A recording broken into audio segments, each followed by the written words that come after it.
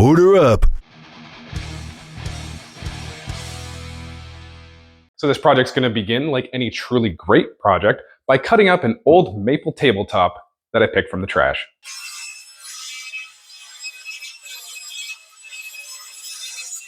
So next we're going to take this piece of old dining table and we're going to use my brand new thickness planer here sent to me by Vevor. This is their 13-inch wide model. It has a total height capacity of 12-inch. I don't know why you'd ever thickness plane something that high, but this one can do it. As well, it also has 3 reversible knives. Now, most of these lunchbox planers like this, they only have the 2 knives. I think only that bigger DeWalt one has the 3 knife set, but that should make this guy a lot better at planing, giving us a nice smooth finish. On top of that, it also has the 1 and 2 speeds right here, the slow and fast. So if we find that running it through quick is giving a bit of too rough of a finish, go ahead, slow it down, and should be nice and glossy smooth. With that being said, let's get this piece planed down to our 3/4 inch thickness. And if you guys want to get your own Vevor planer, go ahead and check the link in the description below.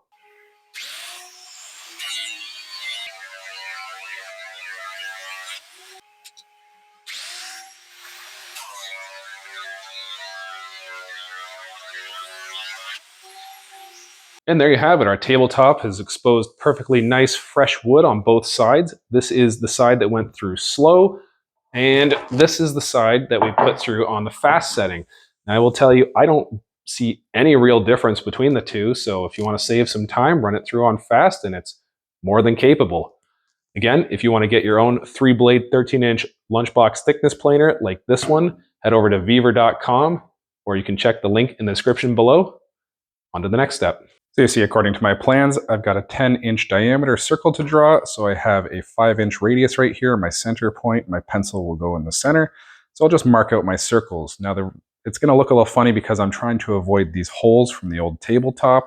So make better use of your material than I'm doing here. But again, free table, so whatever.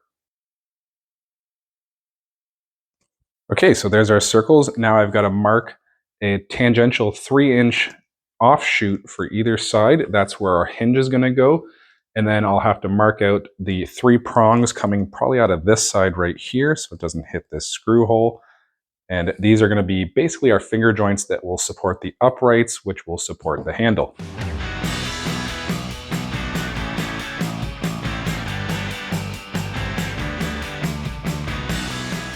So you see, I've got all my markings laid out here. We got our 2 spots for the hinges and our little finger pieces over here.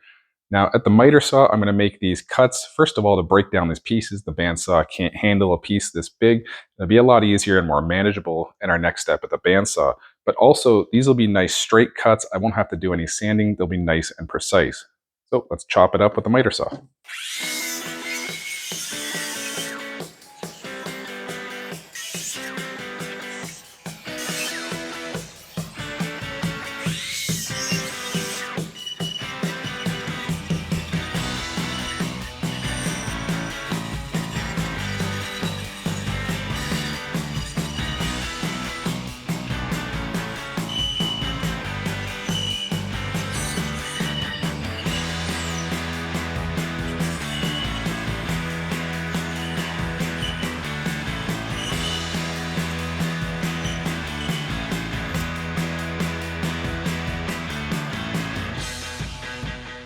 Now that everything's rough cut out, I'm going to use my oscillating spindle sander to do my little curves here. I'll use my strip sander to do the inside of these finger joints, and then I'll use the belt and disc sander to do my outside edges and the faces.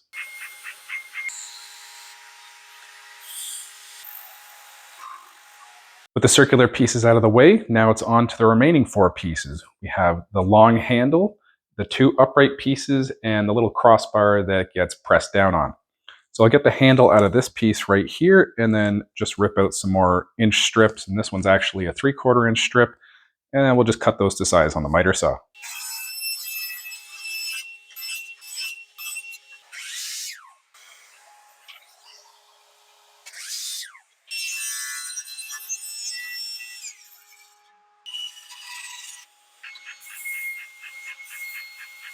So you see I put that little bit of a dip here in the handle piece, and now over here at the router table, I've got my 1/8 inch roundover bit set up, and we're going to put a roundover on all of the handle here as well as all of the circular pieces.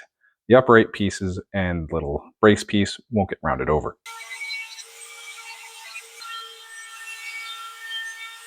And now everything's going to get some 240 grit sanding as well as some hand sanding just to ease over all the edges. Okay, everything's nice and sanded. Now it's time to glue our upright pieces in.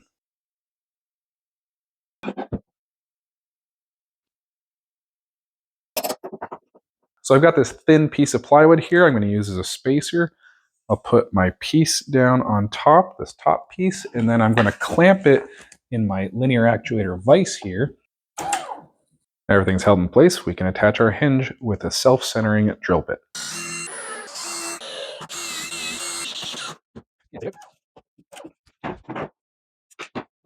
Next, I'm going to glue on this little riser piece. I'm going to put a little wood glue in the middle and some crazy glue on the outside just to hold it in place.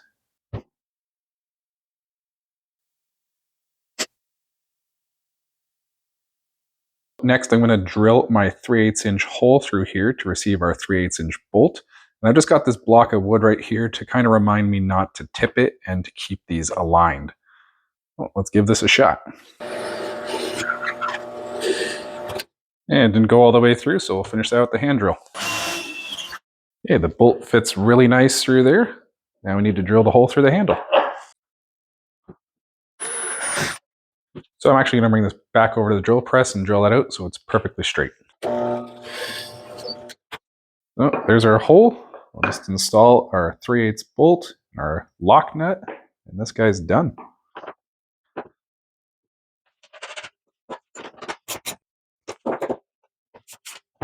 And there it is, all done. The last thing I'm going to do is put on a mineral oil finish as it's food safe. Pretty sure any finish will be safe with this. Once it's cured, they're not really toxic, like polyurethane, all that stuff should be fine. But, we'll just go with the mineral oil. Nice and easy.